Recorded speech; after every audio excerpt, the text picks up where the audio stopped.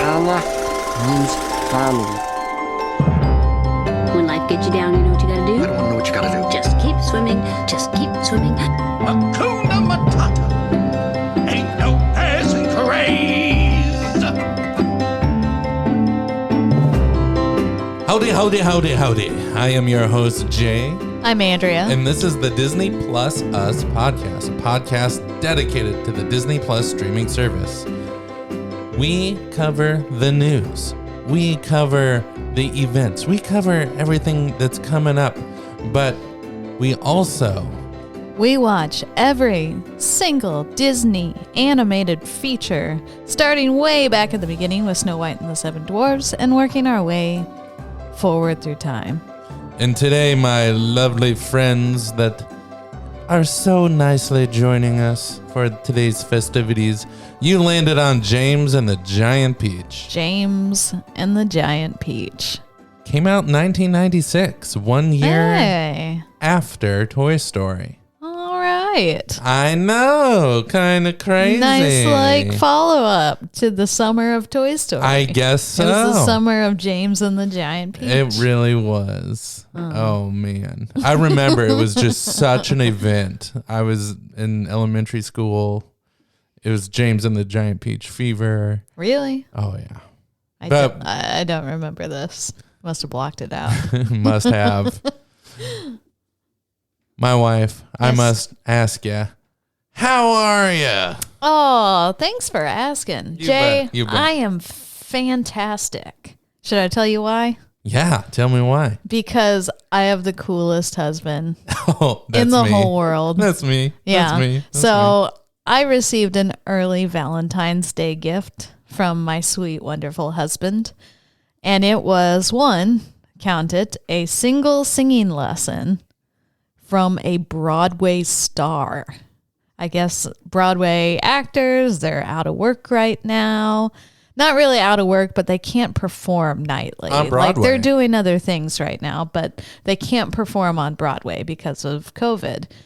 So this particular one was offering singing lessons for a fee.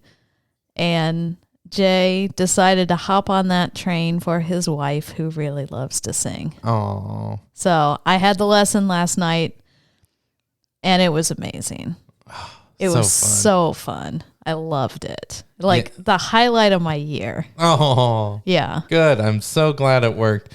Yeah, I'll do a little bit more deep dive. Okay. Her name is Cindy Winters, and she was in Hamilton on Broadway. She was on The Lion King on Broadway, and she was just told us she was in Aida. She was cast in Aida. They were in rehearsal or just started rehearsals, and then the shutdown happened. So, but she has a performance streaming on Broadway World right now. You can go check it out. She was as sweet as can be, like super nice, super helpful. I just really enjoyed my lesson with her. So it was a real treat. Just because I want to tout her capabilities, I have a YouTube clip of her singing the Schuyler Sisters. Angelica, Eliza, and Peggy. The Schuyler Sisters. Angelica, Peggy, Eliza, work. Daddy says to be home by sundown. Daddy doesn't need to know. Daddy says not to go downtown. Like I said, you're free to go. But look around, the revolution's happening in New York. Oh, so fun. So all three of those are her singing. Yeah, she did one of those split video things. But she actually played Eliza when she was in Hamilton on Broadway. Okay, cool. Isn't that, we looked that up? Yeah. That's what it said. I think she was ready for all the sisters. Yeah, maybe but I think she did play Eliza. Yeah. Good. Oh, so she fun. was just amazing. Yeah, she's so talented. Yeah. How are you doing, Jay? Thank you for asking. I've been working. I've been playing video games. And it's getting cold here in Kansas City. It's Chiefs Super Bowl weekend. Yeah. Our hometown Chiefs have made it to the Super Bowl. Yeah. Yeah, I'm gonna try and make my own McRib with real rib meat. Oh, that's gonna be good. Let's hope. Let's hope. Oh, it'll be fun. But we're excited. I'm assuming this episode will probably come out right around Super Bowl time, or maybe like right after. Yeah. But right now, we are stoked. We're thinking we can win this thing. Heck yeah. So, Go Chiefs. go Chiefs. Okay. Now that our rambling is over, I think we should get into the news. All right. Boy. Yeah, Tria. I know they talk about the news. Okay. Just to start the news off right, Okay. I have a trailer for you. This is the official Raya and the Last Dragon trailer. Yeah. We played a teaser last time. Here's the official The one. official real trailer. Yeah. Okay. And recognize the voices. I think I know two of the big voices in this just off of hearing them. Okay. All right, guys, remember what we're looking for. And don't trust anyone. Whoa, what now? It's a little baby in the street. Baby, where are your parents? Hey, who's baby? What? The baby knows kung fu. Baby? It's a con baby.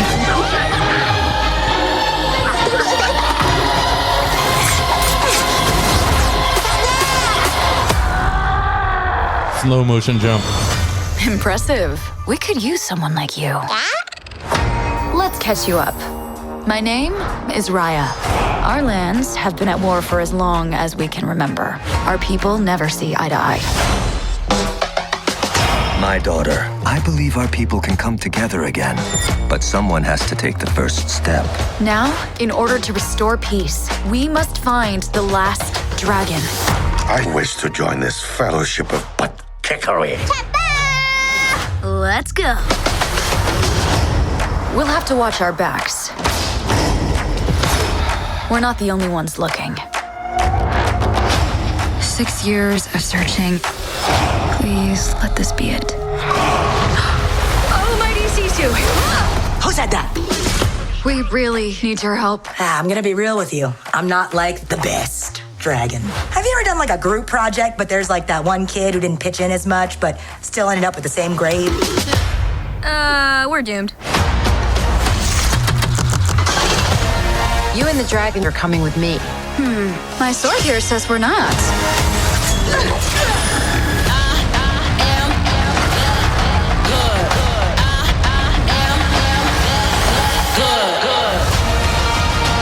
The world's broken. You can't trust anyone. Maybe it's broken because you don't trust anyone. You just have to take the first step.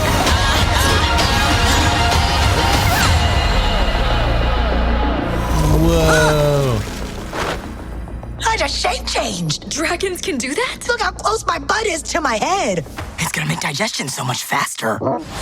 In theaters or ordered on Disney Plus with Premier Access, March 5th. Bum, bum, bum. It looks very different from the teaser trailer. I know. Like, it looks like a completely different movie from what we were teased. It still feels complicated. It looks like there's a lot of characters, a lot of different things happening in it. It's very colorful. It is. I don't know. I'm cautiously optimistic. I spotted with my keen ear, and I could be wrong, Tig Notaro might be the lead. Okay. Yeah, and maybe. Aquafina, definitely that dragon. Have you looked this up? Are you guessing based but on her voices? voice? I know that she has a very distinct voice. That is Aquafina. I love it. Oh, it's so funny. Okay, so now let's talk about the news surrounding this. As mentioned in the trailer, Raya and the Last Dragon will be available behind a paywall for $30 starting March 5th. So they're doing a similar thing to live action Mulan. Yeah. You can also watch this in theaters as well. Oh. So it could be fun. Maybe we rent a theater or something. So go to the theater for $10 a pop or rent it at home for $30 total.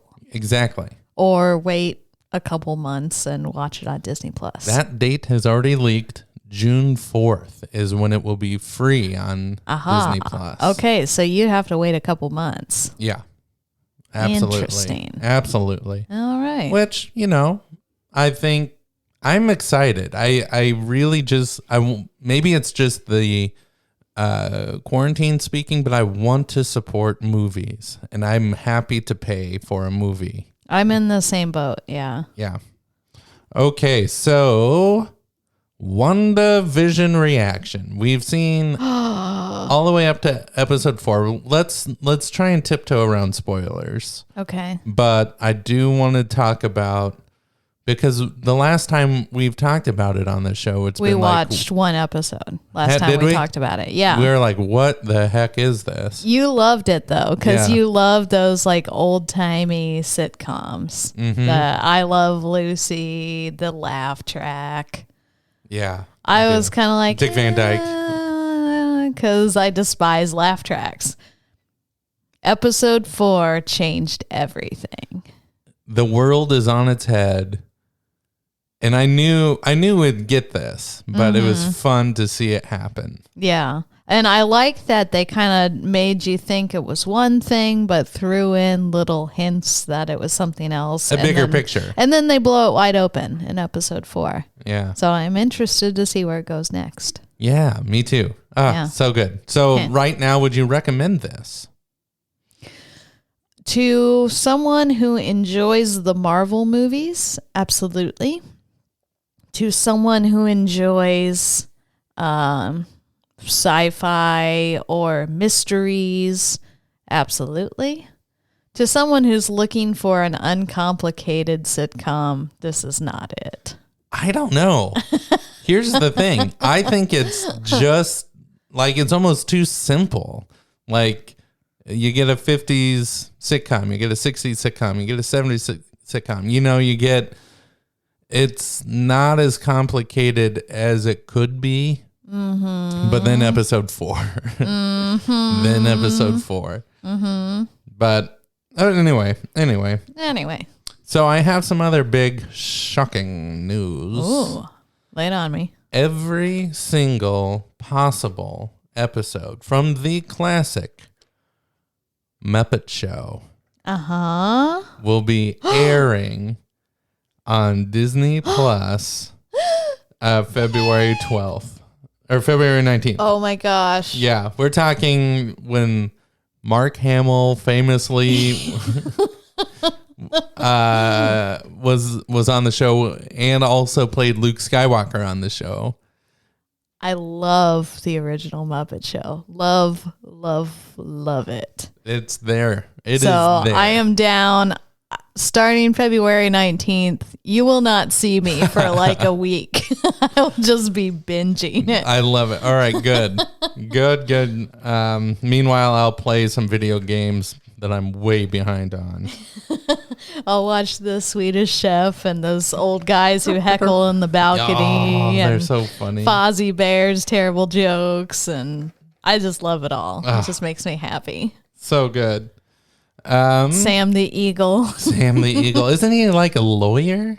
He's just very serious, and sometimes he talks about America. That's so awesome.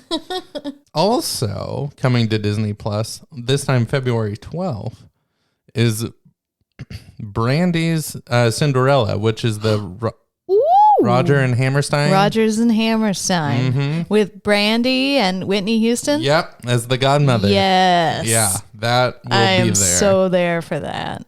Good music. Yeah. Really good music. I don't think I've actually seen it. Oh, man. You'll love it. Oh, I can't wait. Yeah. Oh, it'll be fun. Okay. Have you heard of all this star business? I think we brought it up once or twice. Yeah, I think we talked about it before. It's they're either breaking out or they're adding a whole bunch of like new movies and stuff. So what's happening? I haven't heard anything. For good reason. Okay. Because Star is not planned to work in North America. Oh. It is the rest of the world that gets Star. Okay.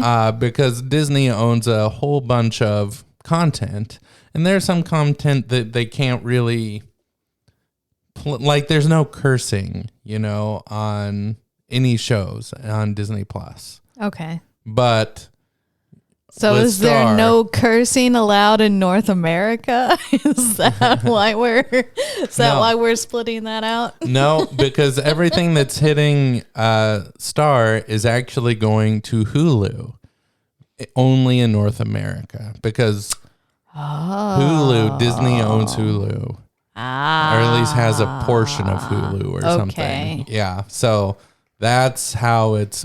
I don't believe there's going to be any content drop. But that's so Star is basically Hulu, but for other countries. Correct. Uh-huh.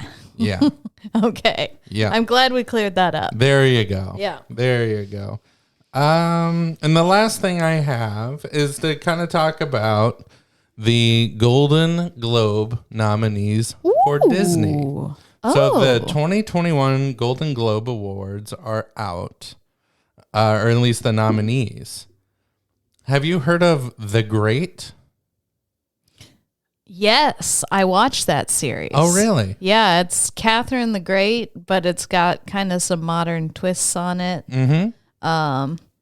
Yeah, who's the lead in that? I see her picture. I don't know. Elle Fanning? Elle Fanning, that's it.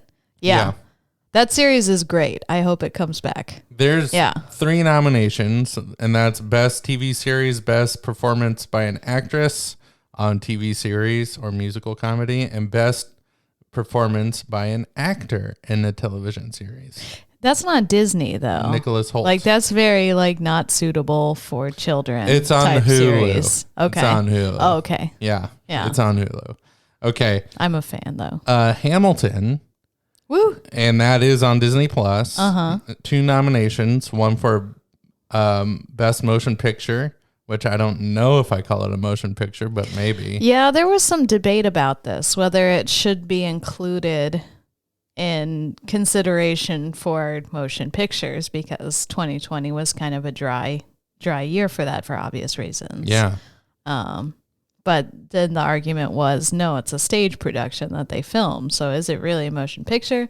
But there was some camera work involved in adapting to a motion picture. I don't know. I'm on the fence. It's definitely a blurry line, I think. Also, Lin-Manuel got a nod. Has he EGOT'd yet? We need to get that guy an EGOT. Yeah. Mandalorian got a nomination for Best Television Series. Sweet. Mrs. America on Hulu. Which I've heard of that, but I don't know what it is. Yeah, it's Cate Blanchett's in it. Love her. And yeah, I don't know much more than that. Okay. Let's see if there's any other Disney. Onward got a nod. Woo.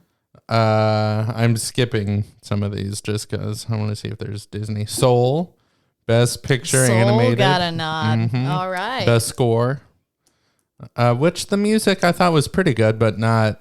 Were there any songs, or is it just scoring? It was scoring. Okay, because I don't remember any songs from that. Yeah, I know. But it was about jazz, so you think that there would be songs that I don't know. Yeah. Yeah. So those are the big ones. Cool. Yeah. Disney getting some nods. Yeah. Thumbs up. Pretty hard not to when they own most of media, but well, and they're producing a lot of it this past year, with it being very difficult to make movies in a pandemic. Oh yeah. Yeah. Okay, friends, you didn't come here for news, but maybe you did. Maybe you did. Maybe you turn it off after the news. Maybe segment. Maybe it's time to turn it off. That's fine. That's cool. But it is time to talk some James and the Giant Peach. Yes. Andrea, tell me about your experience.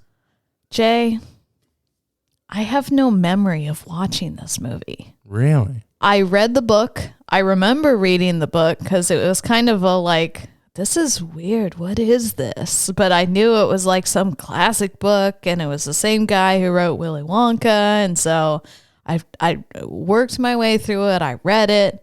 I'm like, I'm not sure I understood everything that happened there, but at least I read the book. That was weird.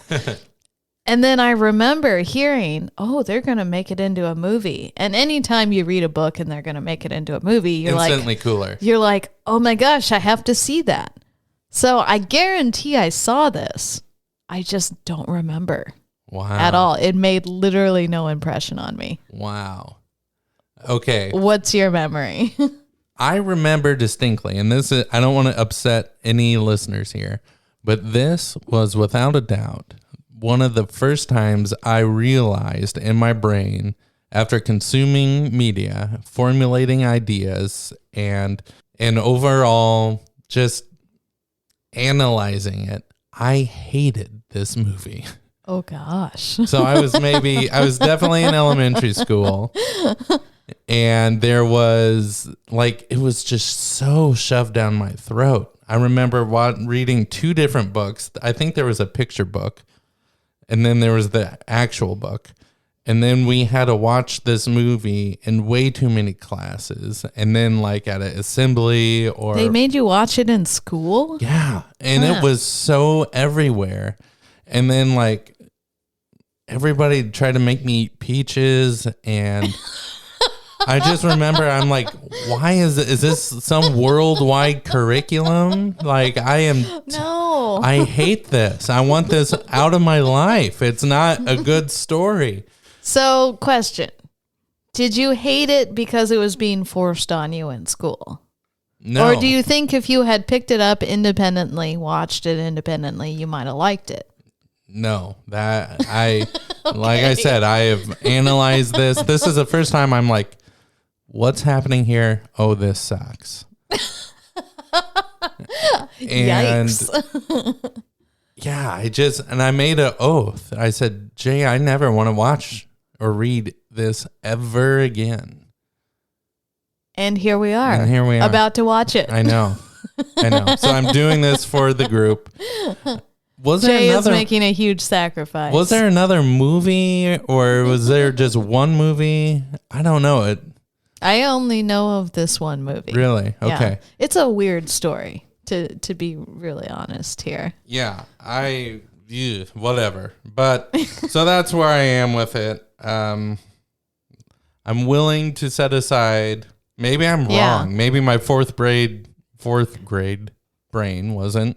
Maybe there's like deeper lessons in it, and it's like really quite beautiful and poetic, and you just missed that as a kid. It's possible. Who knows? But anyway, let's have some fun. You know what? Let's not do any improv. I want the lights to turn up. I want the Fozzie Bear to come out of my wife. And it is time for some James and the Giant Peach stand-up. Well, not quite stand-up, but I do have some Peach jokes for you. Lay it on me. We were having a real hard time coming up with an improv scene, so we're like, you know what? Let's tell some Peach jokes. To be fair, it is Friday afternoon and our brains are dead and we didn't want to. This is true. Okay. So, first joke. An elderly woman is arrested for stealing a can of peaches. She's horrible. brought before a judge. The judge asks, how many peaches were in the can? The woman replies, 6, Your Honor. The judge says, in that case, you shall go to jail for 6 days, 1 for each peach.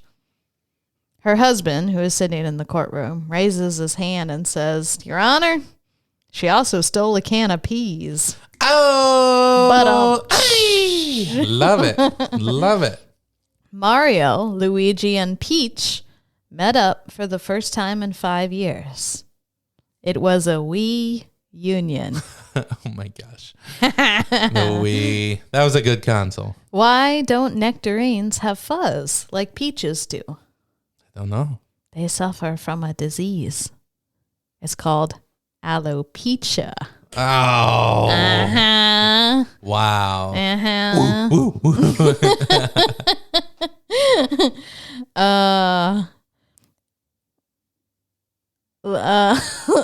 Okay, I'm scrolling through here trying to find appropriate ones. Give me one more.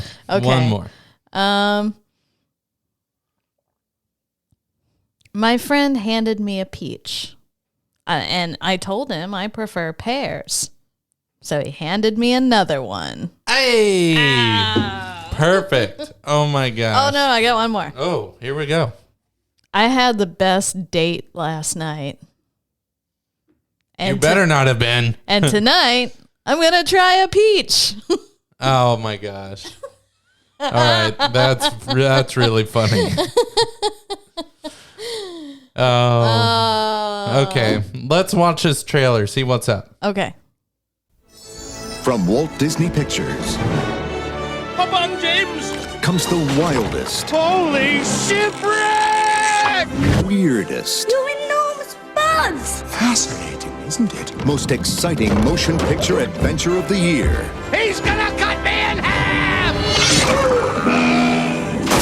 Let's get out of here! James and the Giant Peach.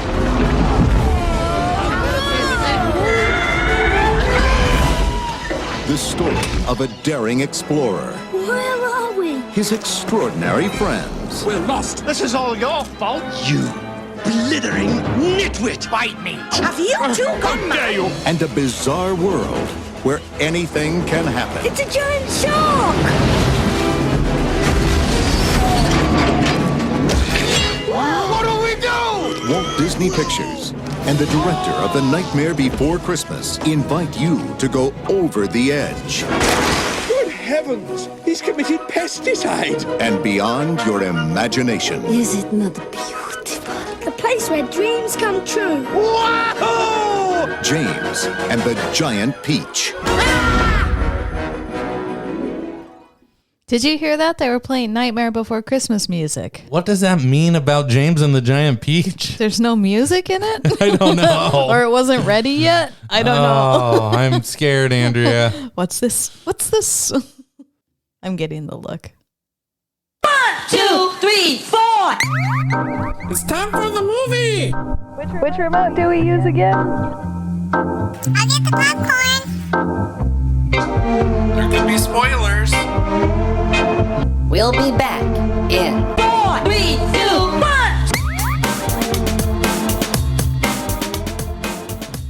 1. And we are back. We're back. We're back. We're back. We're back. James and the Giant Peach, everyone. 1996. Andrea and I just finished it. Yeah. Thoughts? I hated this movie. It stands true that the young Jay at 5th grade or whatever formulated correctly. This movie was more gross than it was pleasant, and I just wish to never watch this again. Interesting. What did you find so revolting about it? Well, let's first start. The whole it's not Tim Burton, I don't think. He produced it. Okay. He did not direct it. This whole world just felt gross. Even, it starts off as live action. We meet live action James. We meet his aunts. And we meet his parents. Who don't stick around very long. And then we meet with his aunts because that's where he lives. Yeah. And they are just the ugliest, meanest ladies. We meet, everything about this world is gross. Everything. Yeah. And we're talking the art, we're talking personalities, we're talking just, it's icky. Yeah. And James is too shy to stand up for himself. Because he's a little boy. And it just, it's gross. And then it goes to animated, and it's still like gross, but less gross, a little bit more fun, but it's also like, what in the hell? Whatever is, there's no logic. And then it's at the end, it switches back to live action and it's stupid. Like that's the feelings I get when watching this. Okay. In a sequential order. It's valid. I mean, you'll have those feelings and your feelings are valid. Thank you. You're welcome.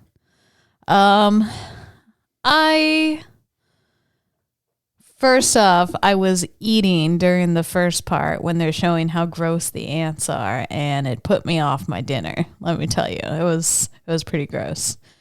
So I agree with you. The first part was gross. I still can't remember whether I've seen this before or not. So even as I was watching it, I'm like, have I seen this? I don't think I have. Have I? Like, still couldn't remember.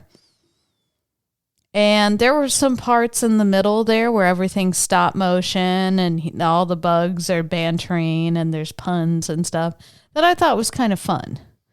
But the live action bookmarks on the end, I did not care for at all.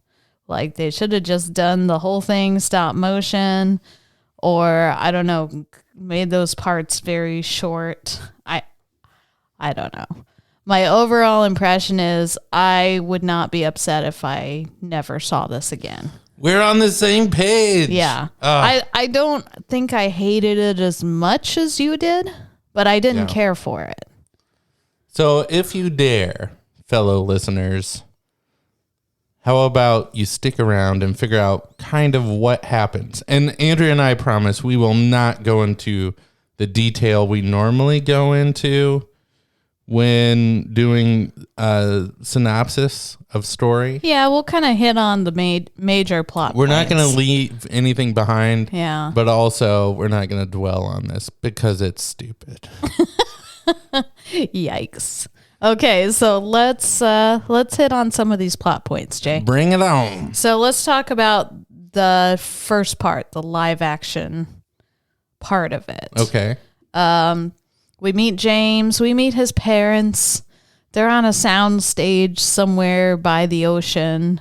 And it looks really grainy. Like, even though this came out in 96, this looks like 1979 cameras. Yeah, it seemed like a stylistic choice to make it really, like, not realistic. Yeah. And, yeah, grainy and, like, obviously on a sound stage. Mm-hmm.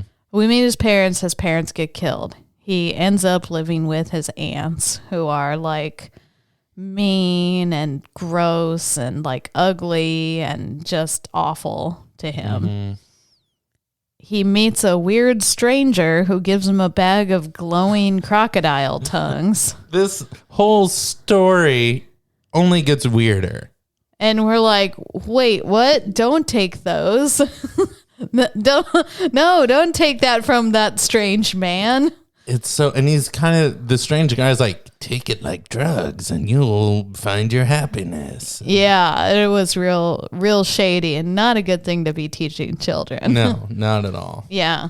So then James drops all of it because for some reason he can't hang on to this bag. And maybe he is the idiot his aunts think he is. Maybe. Maybe he's broken enough things, or like, I don't know, that they're yelling at him is justified. Yeah. Probably not, but, you know, we're hypothesizing here. Mm-hmm. He drops the glowing things. They get into a tree, and a peach grows off of that tree. Yeah. And grows and grows and keeps growing and keeps growing until it's huge. It's the size of a house. It's like carnival size peach. Pay for a ticket to come see. Yeah, the ants set up a booth and start charging for people to come see the peach. Mm-hmm. James decides to go check out the peach. He pushes inside. Well, first he swallows a crocodile tongue. Yes. Pushes inside and becomes stop motion animated. This is when the whole movie, I think, hits the best part, quote unquote, because even this isn't that enjoyable, but it's much more like it's a pill you can swallow. Yeah.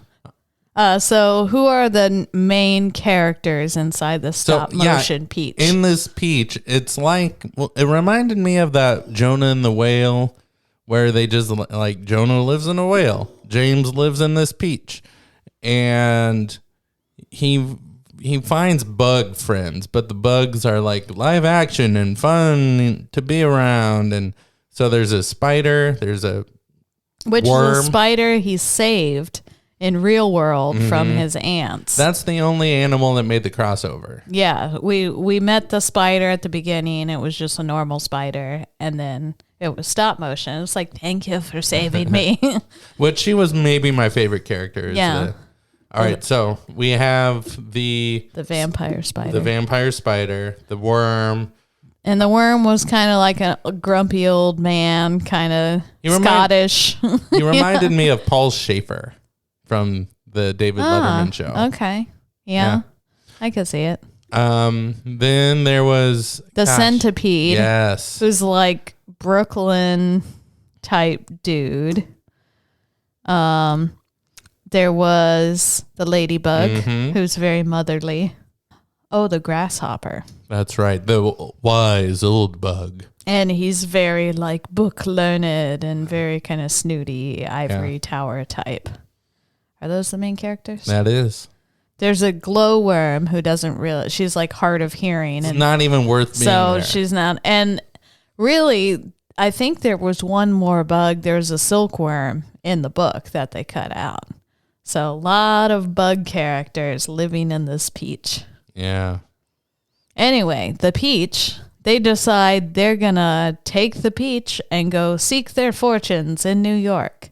So they gnaw the peach off the stem and it starts rolling down the hill, smashing things, smashes the ants who are in their car. Not ANTS, AUNTS. Yes. The two ladies who are terrible to James.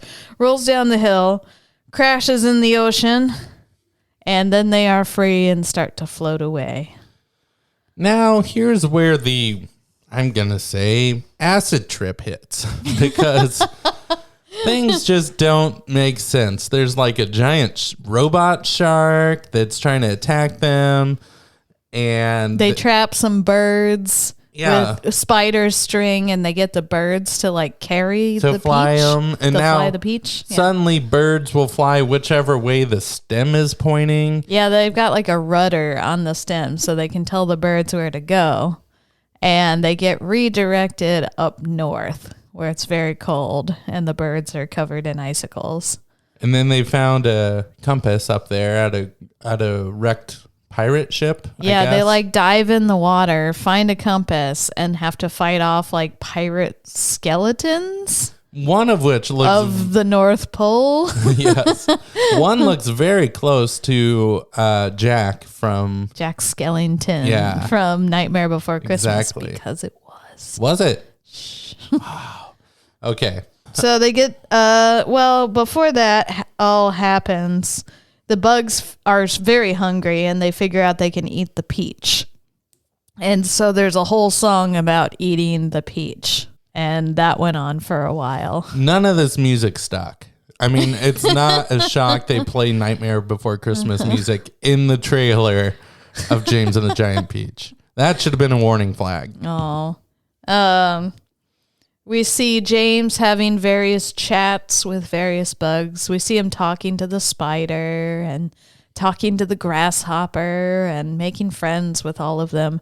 In the book, this is more drawn out and you get to know each of these characters and their likes and dislikes. But in this, it's one conversation a peach. See what I did there? Okay, so they get the compass from the pirate skeletons because they veered off course, and then they're heading for New York is where they're going because James, his parents told him about it before they died, and so that's where he wants to go. Yeah. Grasshopper plays the violin, and that turns into a song about love that they all sing. Pointless. Like they all, Here's the thing about the music in this. Like the plot stopped for the music. Nothing about the music moved the plot forward. we need a new song. How about here? Okay. Okay, we'll write a song and we'll stick it right here. So none of the music was integral to the plot at all. It just kind of happened at random points. So they sing a song about love, and then we encounter the rhino. The rhino is this, you don't know ever until this moment that James's parents were killed by a rhino. Well, they say it. I know, but you don't see it. Yeah. It is only told to you, and even then you're in the kid's perspective, so you're not sure that a rhino really did it, or was rhino code for a drunk driver. I don't know. But no, this is a real rhino that lives in a cloud. And he is angry. And he comes charging at James, and James decides to face off against him and save all his bug friends. And that whole thing happens. Very anticlimactic. I wasn't. Yeah, I think he cuts the bugs loose. Like they end up, they get away, and he faces the rhino alone on the peach and defeats him. And then the peach comes crashing down because all the birds are cut loose and lands on the Empire State Building. Which is his destination. That's his dream, to be in New York. And one comedic line, like even the cops and the people in New York are buffoons. They're like one policeman on patrol, and he's like, blah, blah, what is that? Maybe I should go. Hold on, let me run to the police phone that's set up similar to it's like a pay phone to normal people, only it's blue. Yeah. And only the police can use it. Police phones. He goes to the police phone and says, hey, I need the biggest crane in New York City. You're not going to believe this. You know what it felt like? When you go to community theater, all of the live action parts felt like community theater. Okay. To me. Like they scooped together some of their friends that maybe could act, threw some costumes on them, and filmed it all in one day. I will say, well, hold on. Let's finish it up because we're almost at the end. Okay. The big joke for me was when he gets up on the top of the crane, he's rescuing James from the peach and saying, hey, you're in New York. And James is like, I can't be. Where's the Empire State Building? And he goes, you're on it. You're on it. And that was funny. And then we get into some more drama, like the ants somehow drive across the ocean and show up in New York City, and they're like, we're here to take you home. Yeah. And the crowd realizes that they're abusive and whatever, and so they all turn on him. And then the spider wraps him up in her web, and everyone cheers. And credits. Well, there's like a prologue saying, and the bugs had a great time, and they lived happily ever after in Central Park in the Peach Pit with James. They're totally okay with this little boy moving into a peach pit with a bunch of bugs in Central Park. Yeah. And like James's job is just telling the story over and over to a bunch of small children, people who travel to the Central Park. Yeah. Terrible movie. Everything about this was frustrating.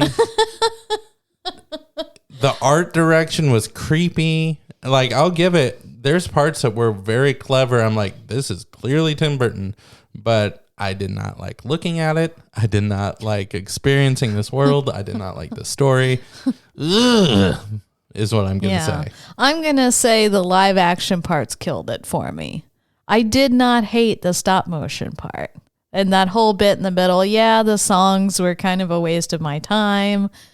But, like, there were some good moments where I'm like, okay, this could be something. But, the live action community theater filmed in one day on a soundstage, like, that didn't do it for me at all. It was like, come on, you're Disney, you're putting this out in movie theaters. Like, This could be better. This could be better. If Disney is about magic and entertaining kids, why would you make something so disturbing and gross? At this point, I feel we should get into the facts. Okay, let's... The little factoids about this movie. Do it. Here are true facts about James and the Giant Peach. So, Jay, this may shock you. This movie, from critics, on Rotten Tomatoes, got a 91%. What? Yeah. Ugh. Yeah. At the time, it was considered amazing, clever, like groundbreaking visuals. Some critics were like, yeah, the live action part was a little bit raw. But like they loved it. 91%. That's crazy. So I'm wondering, like, are we in the minority here and most people actually love this film? I want to know. I don't know. Yeah, let us know. If you like this, let us know. Or if you don't like it, let us know. We just don't know if we're taking crazy pills over here or had a bad night or I don't know what. There was a lot of hate in my heart when I hit play on this one. You were not looking forward to this. No. At all. No. So yeah, let us know if you liked it or not, because we're really curious, like what we're missing here. Okay, some other facts. The book Rhino and the movie Rhino, very different. The movie Rhino, like it's the spirit in the clouds and kind of a personification of James's dark fears and his parents' death and getting past that. The rhino in the book was just a rhino. Really? It escaped from the zoo and killed his parents and then never to be heard from again. Wow. So big shift there. Same thing with the sharks. In the book, it was just sharks. Wow. In the movie, it's weird, like robot yeah. mechanical sharks for some reason. Huh. Yeah. This movie was filmed on 22 different sound stages. Wow. All the stop motion? Yes, I believe so. In the book, the ants, AUNTS, died when the Peach rolled on top of their car. So Disney must have found that too dark and let them live, I guess. This is the only film scored by Randy Newman to be rated PG. Are the rest G? I think so. Oh, Randy. Okay, so the author of this story, Roald Dahl, also wrote Willy Wonka and the Chocolate Factory. He repeatedly was offered movie, like people kept trying to buy the movie rights from him. And he kept saying, no, I'm not selling it. He passed away. His widow sold the movie rights. So he was never interested in turning this into a movie. Really? Yeah. Huh. I wonder why. It's just a weird translation. Some things work on the page and maybe not so well on the screen. I don't know. This isn't the first time Richard Dreyfuss played a character that had nearly fatal face-to-face encounter with an enormous killer shark that ended up exploding, the first being Jaws. You think that's why they had the shark explode? Maybe. Is because they were paying homage to Jaws. At this point, I would say yes. Okay. The pirate skeletons that they get the compass from, that was Jack Skellington with a pirate hat on. I knew it. There is also in that scene a pirate who sounds like Donald Duck. Oh. Yeah, I missed that. I didn't pick up on that. Neither did I. I know there's a couple more Donald Duck references. I saw it in this list of facts, but there's hidden Donald Ducks in here for sure. Yeah, and there's hidden Donald Ducks everywhere. That's just what you do. Yes. Okay. There were various ideas through the pre-production of this film, how they were going to incorporate live action and stop motion. It sounds like one of them, originally they wanted James to remain live action throughout the whole thing, and then everything else was stop motion. I wouldn't have hated that. But then it got weird and too expensive, and so they did the weird split thing that they decided to do. Yeah. Yeah. I could see that. Well, but I think I might have liked that better if too. it was real James and stop motion, everything else. Well, when you have a budget and you're also working with magical alligator tongues, why not go full animation? Walt Disney knew the author, Roald Dahl. Uh-huh. They had worked together on a project around the time of World War II that didn't end up going. But there's some speculation that Roald Dahl based his famous Willy Wonka character on Walt Disney. Wow. Yeah. That is a good fact. Thank you. I like that. That's my last one. Yeah. I'm all facted out. Yeah. How about we move on to... Wheel of morality, turn, turn, turn. Tell us the lesson that we should learn. Moral number 1. And the moral of today's story is... Don't take drugs. Yes. Yes. Don't do drugs. And don't drop acid with people you don't trust. It's just, there's a lot of terrible... I don't know where else to go with this. Like, friendship is important. Listening to yourself, because he thought up, hey, why don't we lasso the birds to this peach? Oh, yeah. They had the whole thing about, well, how about you look at it from another angle? Or that's what they wanted us to say. That's what they wanted the moral to be, but that's not what we took away from it. Yeah. No. Well, they tried. Oh, funny. Oh, my love. Yeah. I can't believe it, but this is over. Thank goodness. Thank you. This is probably one of our shortest episodes. For good reason. It stunk. But we have some great news. Uh-huh. Our next movie is my favorite movie from Disney Animation. Really? Your favorite? Hunchback of Notre Dame. Huh. There's a big story behind that, huh? So we'll share it next time. Tune in, be sure. All right, thanks for listening. Like us, rate us, share us, do all the things. Let us know if you like this movie. We really want to know. Yes. Oh, all right, everybody, stay warm.